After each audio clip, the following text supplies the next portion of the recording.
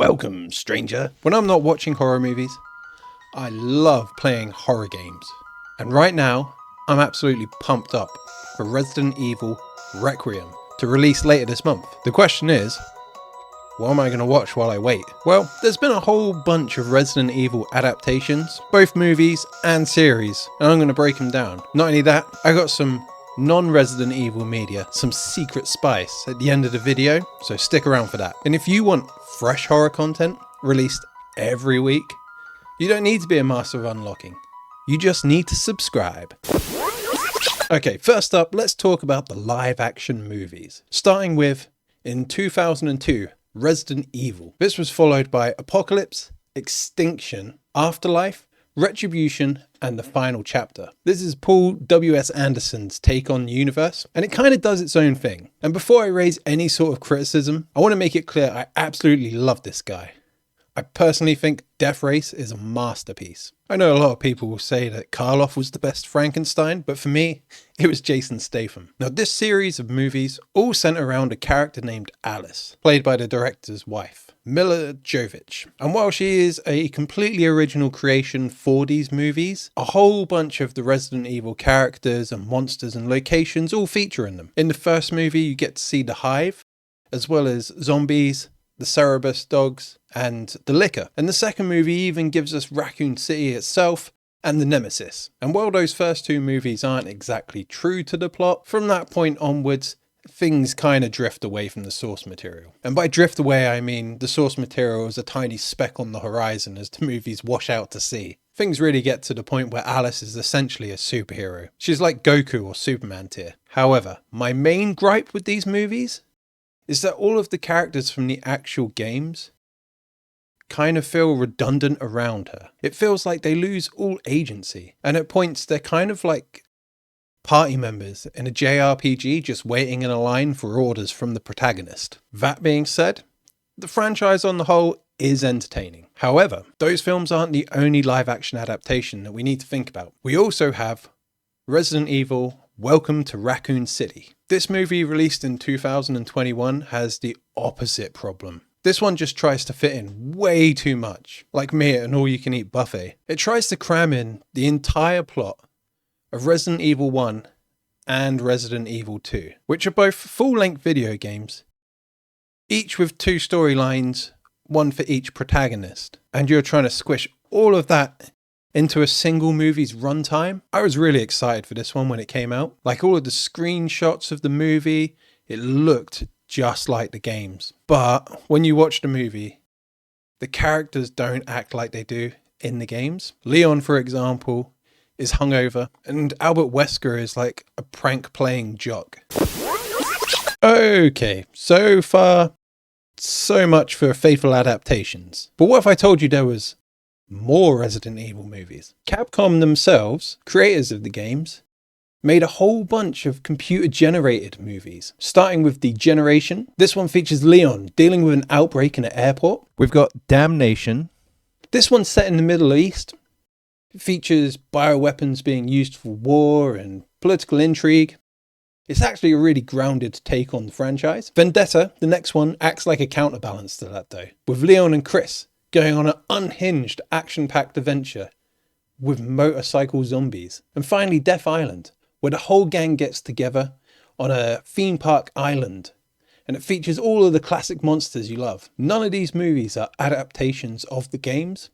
They are their own additional stories set in between the events of the video games, and they are canon. And while I totally recommend these movies to you, I do recommend that you proceed with a little bit of caution. The four movies came out between 2008 and 2023.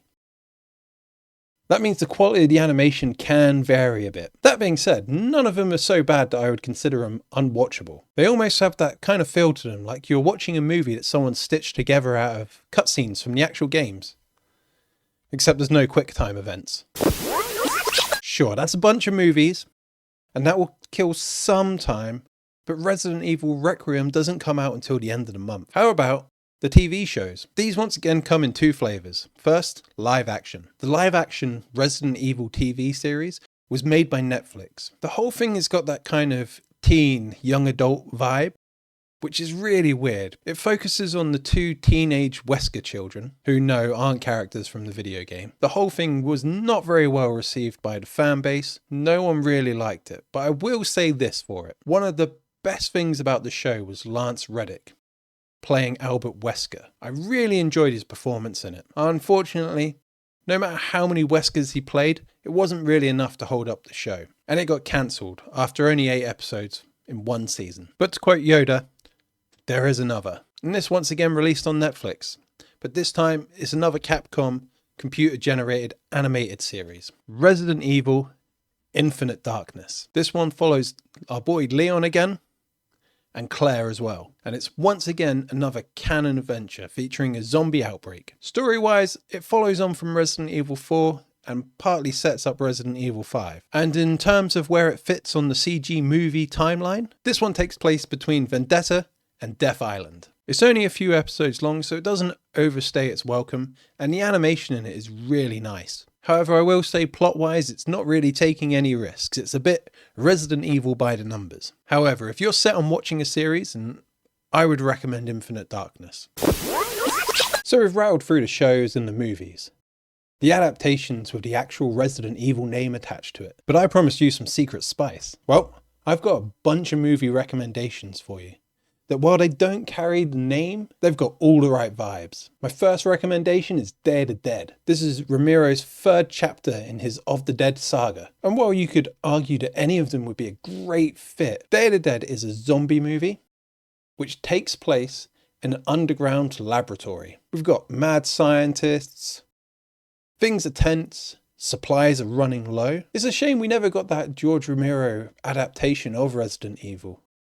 But that's a subject for another video, I think. Next up is Rec. While found footage is not really my jam normally, Rec is an exception to the rule. It's that first responder, ground level view of a city-wide quarantine event that is so Raccoon City. Not only that, the final act of this movie would be right at home with any of the occurrences that you find in the Baker residence in Resident Evil 7. And my third pick is Overlord. You swap out the Umbrella Corporation for Nazis and you get Overlord. Shady experiments getting out of hand, hideous mutated bioweapons, cover-ups, conspiracies. The only way this could be any more Resident Evil is if it had a showdown in a secret lab.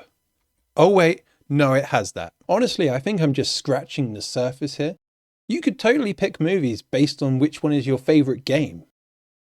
For example, if you like Resident Evil Village with Chris Redfield and his squad taking out all of those werewolves, maybe Dog Soldiers as your pick. However, if you were more into the Baker family in number 7, Leatherface's family in Texas Chainsaw Massacre is probably about as dysfunctional.